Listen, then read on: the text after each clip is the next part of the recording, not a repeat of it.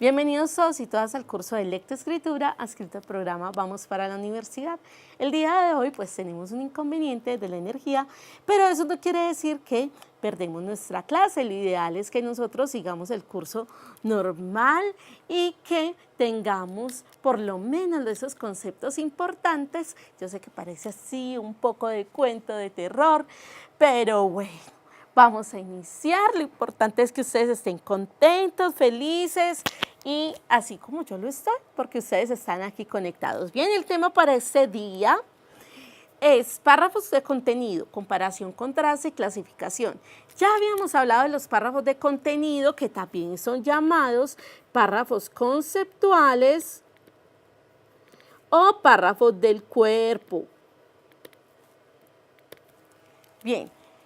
Y habíamos hablado de los párrafos de contenido por ejemplificación, también aquellos que son descriptivos, y habíamos hablado de los párrafos de contenido por definición. A ver, ejemplificación, descripción y definición.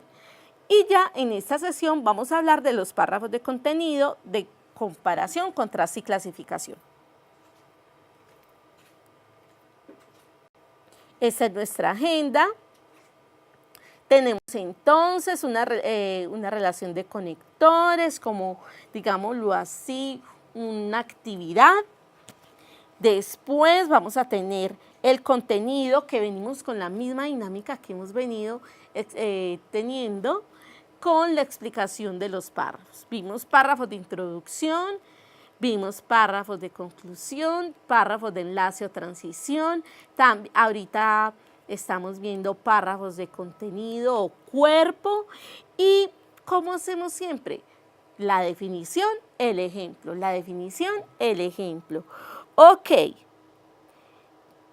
muy bien en la Fray Martín, muy bien. Los conectores son palabras o expresiones que permiten señalar una relación entre dos conectores. Y están hablando algo muy interesante aquí en la institución educativa Fray Martín, porque están hablando de la relación entre dos oraciones. ¿Qué quiere decir eso, muchachos?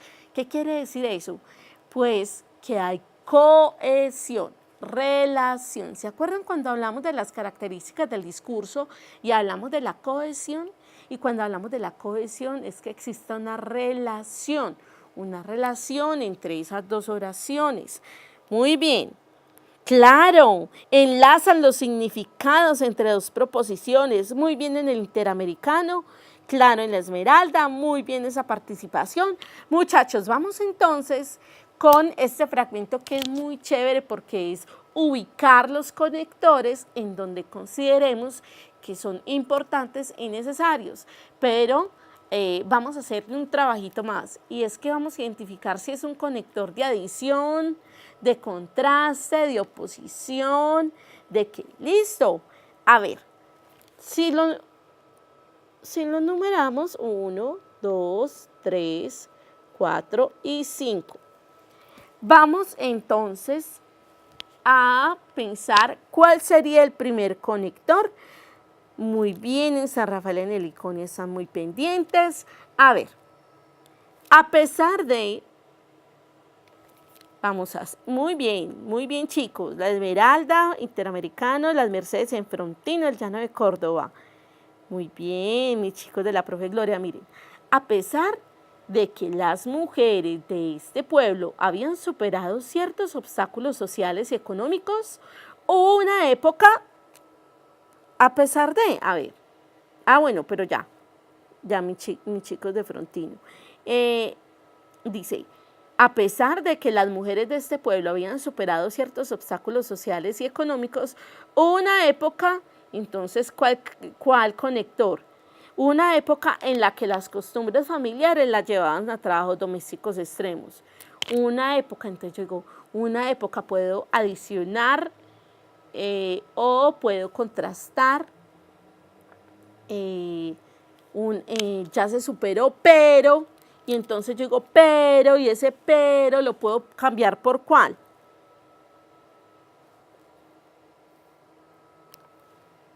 Por el no obstante. Vamos a ver.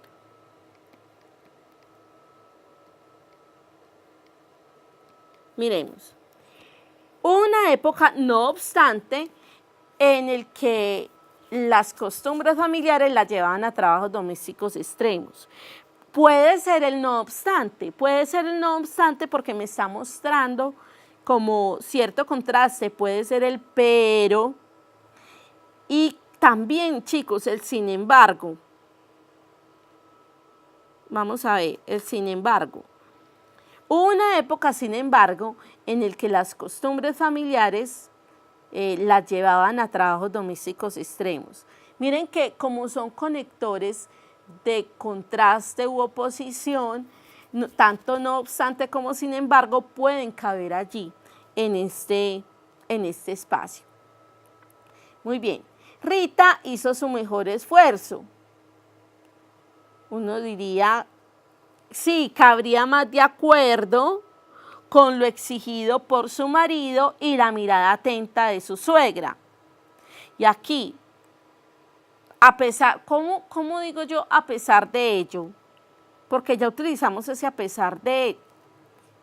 Podría ser el sin embargo, muy bien, que es contraste, o podría ser el no obstante, que es contraste. Cabe allí más bien el no obstante. Miren,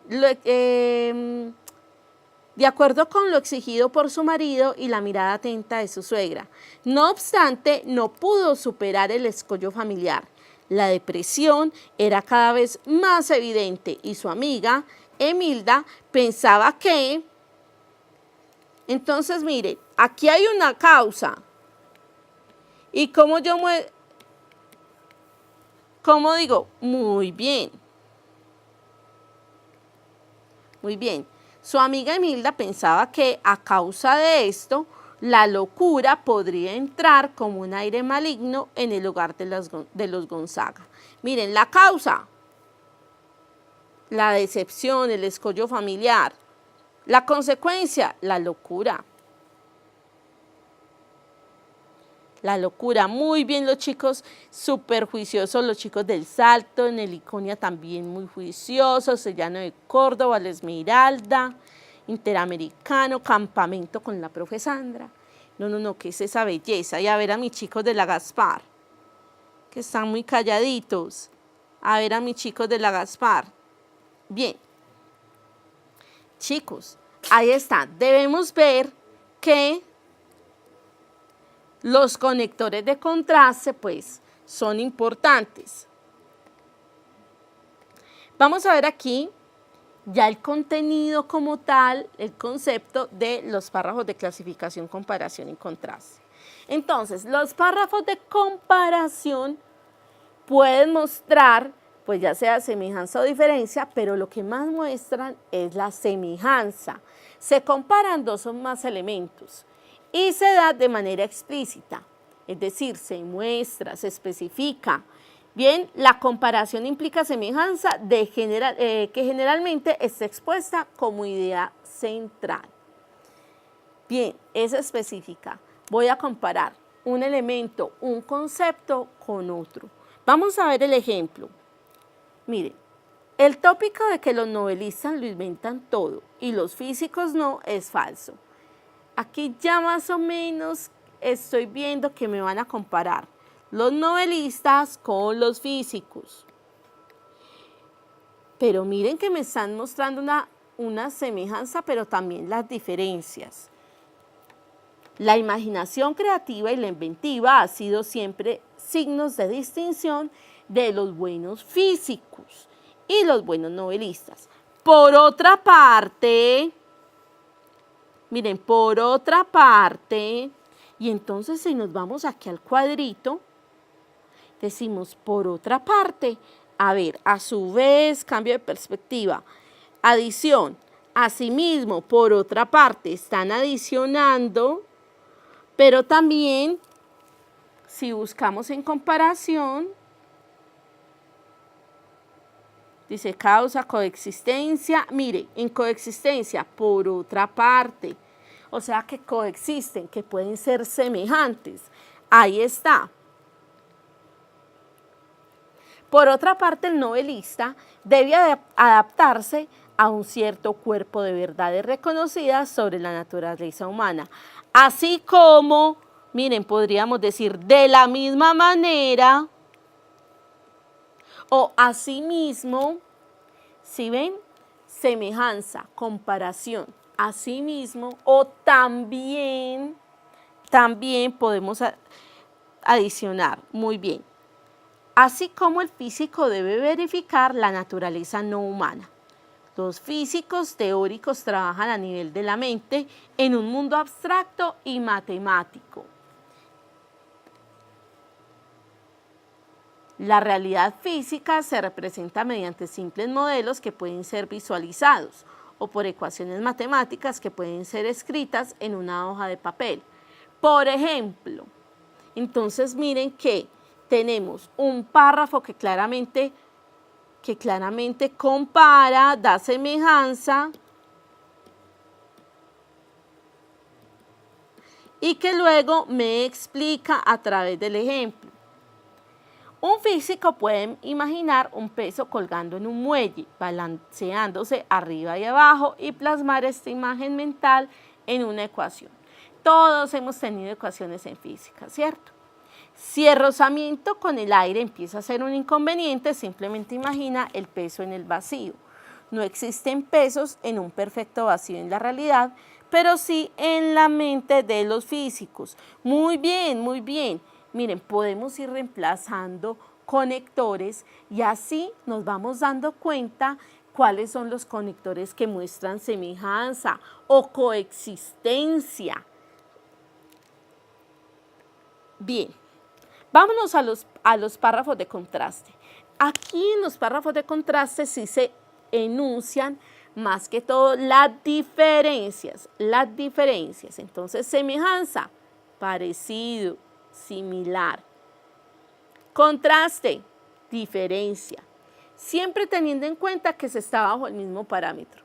Claro, no vamos a contrastar dos cosas totalmente distintas. Tenemos que estar bajo un mismo parámetro y mostrar cuáles son las cosas en las que se parecen, pero que en las que no se parecen. Las semejanzas y las diferencias entre dos ideas, personajes o situaciones, ya sean objetos, personas, sucesos, situaciones. Miremos este ejemplo.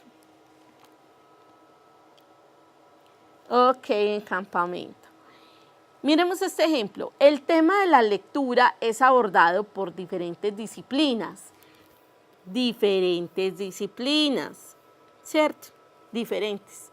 Ya uno dice, uy, ya me van a marcar a partir de ahora cuáles son las diferencias entre esas disciplinas.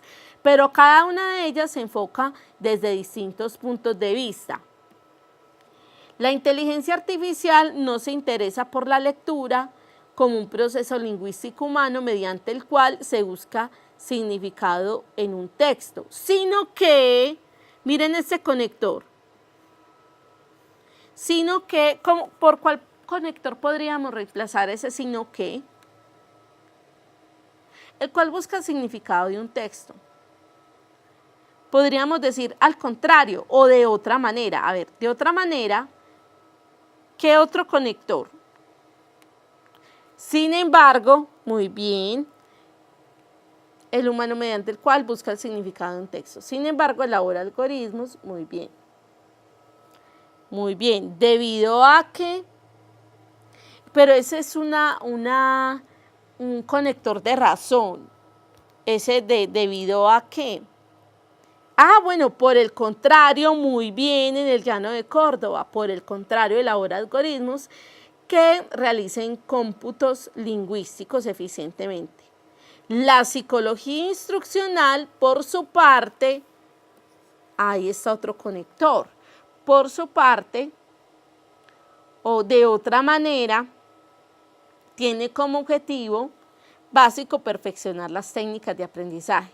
La neuropsicología estudia procesos del lenguaje, tales como afasias y dislexias, que han sido originados por lesiones cerebrales y afectan el proceso lector. La psicolingüística, podríamos decir por otra parte, de otro modo, en contraste, Considera que la lectura como un conjunto de operaciones de pensamiento y lenguaje realizadas por el sistema cognitivo. Bueno, también de igual forma o de otra forma. Acuérdense que estamos mostrando las diferencias y no las semejanzas. Entonces, si estuviéramos mostrando semejanzas, sería de igual forma. Como estamos mostrando diferencias, puede ser de otra forma. Muy bien. Tales como también. Tales como, recuerden que es de ejemplificación sobre todo. Ahora vamos a ver las de clasificación. Miren, para poder identificar o poder realizar párrafos de ejemplificación, lo que tenemos es que jerarquizar la información. Bien, cuando hablamos de párrafos de clasificación, estamos diciendo que describe varias clases relacionadas con una misma categoría. Es decir, el tema principal del párrafo aparece enunciado, ¿sí? Y se establece un orden, una subdivisión, unas jerarquías y se explica. Puede ser de manera ordenada, en primer lugar, en segundo lugar, en tercer lugar o como primera medida, en la secuencia tal cosa, ¿bien? O podemos decir, se clasifica en y empezamos a clasificar, ¿sí? Podemos hacer perfectamente esto. Miren aquí, la clasificación de carácter histórico basada en la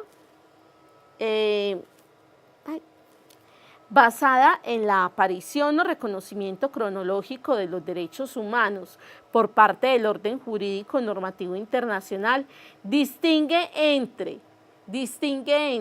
podemos cambiar ese distingue entre por se clasifica en, o se clasifica entre, o se clasifica como los derechos de primera generación, o se diferencia de la siguiente manera, también se diferencia o se destaca, muy bien, se destaca de la siguiente manera. Los derechos de la primera generación o derechos civiles y políticos. Los derechos de segunda generación, miren que aquí hay un orden jerárquico, en primera medida, en segunda medida, ¿sí ven? Listo. Segunda generación de derechos económicos, sociales y culturales y los derechos de tercera generación o derechos de los pueblos. La mayor parte de los estratos en el ámbito de los derechos humanos hacen una distinción entre los denominados 134. Miren, chicos, lo que ustedes acaban de decir. Miremos en este cuadrito a ver si encontramos así rápidamente los de clasificación. Miren, hay de comienzo, de coexistencia, causa, cambio de perspectiva. Busquemos por aquí, conclusión, condición, continuidad, contraste, oposición, de conformidad, ejemplificación. Ven, no encuentro clasificación. Finalidad, énfasis, hipótesis, introducción, objeción, resumen, secuencia, orden. A continuación, miren, este también en primer lugar, en segunda instancia, en segundo lugar, finalmente, para empezar, para terminar. Ven, no puse por acá los de clasificación, ¿qué será?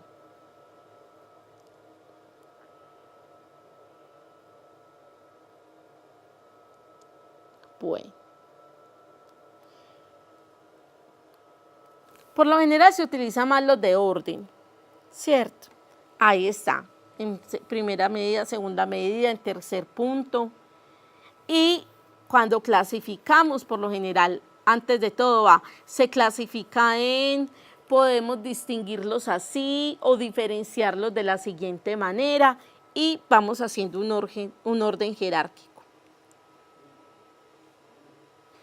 Miremos entonces, chicos, rápidamente estas lecturas. Miren, vemos aquí este párrafo comparativo y me dicen, los dos reinos de Castilla y Aragón, aquí ya me van a decir Castilla y Aragón. Entonces tú puedes decir aquí Reino 1, Reino 2. Eran los más importantes de la península ibérica al finalizar el siglo XV. Ambos habían incorporado varios reinos y dominios más pequeños en su proceso de expansión hacia el sur y Castilla.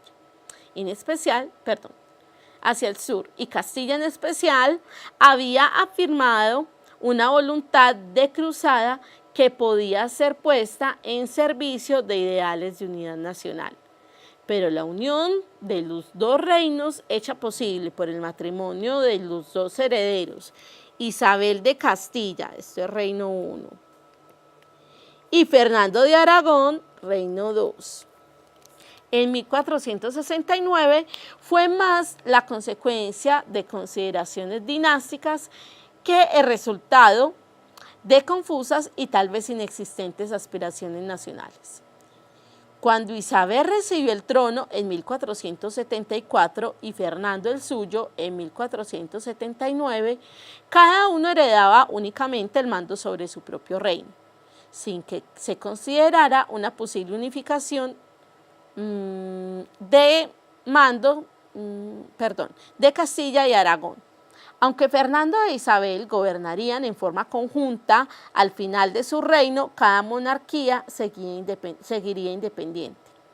En la práctica, la unión, que era teóricamente de iguales, resultó en la subordinación de Aragón, el reino más avanzado y moderno, pero más débil demográfica y militarmente, a Castilla y a sus intereses. Entonces miren cómo Castilla dominó un poco a Aragón, ¿cierto? A ese otro reino.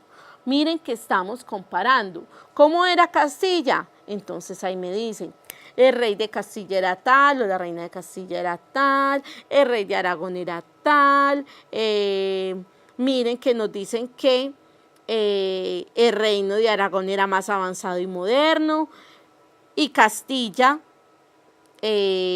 no era tan avanzado, no tenía tanto territorio, no era tan fuerte, digámoslo así. Y aquí nos muestran cuáles son las coexistencias. ¿Sí? Ahí está. Luego me dicen, y esto ocurrió aunque fuera Fernando quien se encargara de la política internacional, apoyándose en su mayor familiaridad con las complejidades de esa naciente diplomacia renacentista en la que, como lo revelará la obra de Maquiavelo, quien consideró a Fernando un magnífico ejemplo de ella, se advierte el triunfo de la astucia y la voluntad de poder sobre la moral tradicional. Bien, comparamos dos reinos desde sus reyes hasta sus características físicas, o sea, demográficas, políticas, económicas, ¿sí ven? Ahí está. Miremos este párrafo de contraste. Vamos a identificar qué están contrastando, es decir, qué están diferenciando. Dice, del ensayo conviene recalcar que no constituye un género menor del cual se puede echar mano ante la imposibilidad de plantear los asuntos de otro modo. La ciencia y la filosofía, del ensayo conviene recalcar que no constituye un género menor del cual se pueda echar mano ante la imposibilidad de plantear los asuntos de otro modo. La ciencia y la filosofía, pues, jamás se han visto en la obligación de alterar los límites y la profundidad de sus temas para acceder a un género que, por el contrario, ahí me muestran el contraste.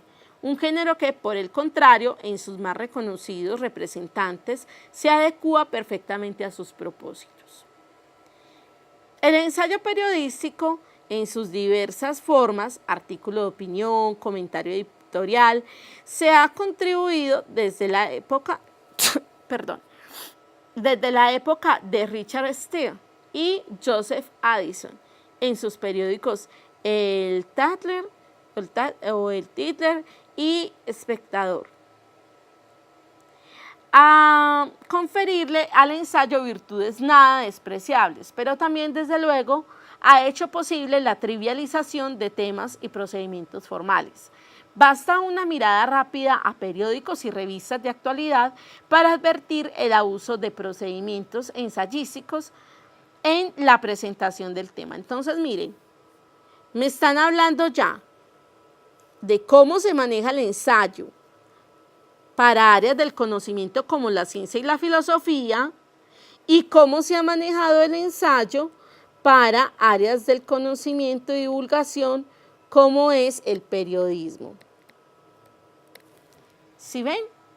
Por eso nos dicen, para advertir el abuso de procedimientos ensayísticos en la presentación de temas que buscan como finalidad satisfacer la curiosidad del más amplio número de lectores. Ahí están propósitos distintos en áreas del conocimiento diferentes. Ahí están, chicos, para que lo puedan ver. Claro, y el periodismo como un género, digámoslo, menor, pero no es eso, sino que siendo el ensayo uno de los géneros más importantes y usados para un asunto más filosófico, cómo ha sido utilizado para asuntos más de satisfacer curiosidades. Bien, ahí está el contraste. Cómo lo utilizan estas ciencias del conocimiento o estas áreas del conocimiento y cómo utilizan el ensayo estas otras áreas del conocimiento. Y la clave es por el contrario. Bien, vamos a párrafos de clasificación. Miremos este. Me encanta, Por un país al alcance de los niños, de Gabriel García Márquez. Es tomado del Espectador. Ya hace bastantes añitos. En la esquina de los dos grandes océanos se extendían 40.000 leguas cuadradas que Colón entrevió apenas en su cuarto viaje. O sea que Colombia, acuérdense que Colombia se llama Colombia por Colón, y apenas lo entrevió en su cuarto viaje. Y que hoy lleva su nombre, Colombia. Lo habitaban desde hacía unos 12.000 años varias comunidades dispersas de lenguas diferentes y culturas distintas y con sus identidades propias bien definidas. No tenían una noción de Estado ni unidad política entre ellas, pero habían descubierto el prodigio político de vivir como iguales en las diferencias. Tenían sistemas antiguos de ciencia y educación y una rica cosmología vinculada a sus obras de orfebres geniales y alfareros inspirados. Su madurez creativa se había propuesto incorporar el arte a la vida cotidiana, que tal vez sea el destino superior de las artes. Y lo consiguieron con aciertos memorables, tanto en los utensilios domésticos como en el resto del ser. El oro y las piedras preciosas no tenían para ellos un valor de cambio, sino un poder cosmológico y artístico, pero los españoles lo vieron con ojos de Occidente, oro y piedras preciosas de sobra para dejar sin oficio a los alquimistas y empedrar los caminos del cielo con doblones de A4. Esa fue la razón y la fuerza de la conquista y la colonia y el origen real de lo que somos. Bien, entonces, chicos, ahí está. ¿Cómo clasifican? Están clasificando las características de esos indígenas, ¿sí ven? No tenían noción de Estado, están jerarquizando. Ahí está.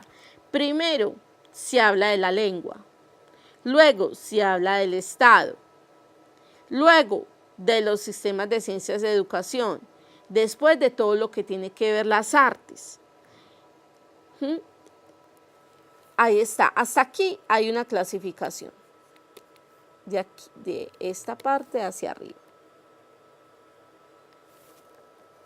Podríamos decir que hay muchas clasificaciones, sobre todo en textos científicos y en textos de biología. Cuando nosotros estamos hablando de clasificación de las plantas, de los animales carnívoros, herbívoros, omnívoros, y entonces clasificamos, o los reinos, reino animal, reino vegetal, reino proto, bueno, y así sucesivamente. Claro, eso tiene que ver con la clasificación. Vamos a ver, chicos. Aquí está. Por ejemplo, esas preguntas literales. ¿Qué se compara en el párrafo que vimos de comparación? ¿Se acuerdan? Estábamos hablando de Castilla. Y entonces, ¿qué se comparan?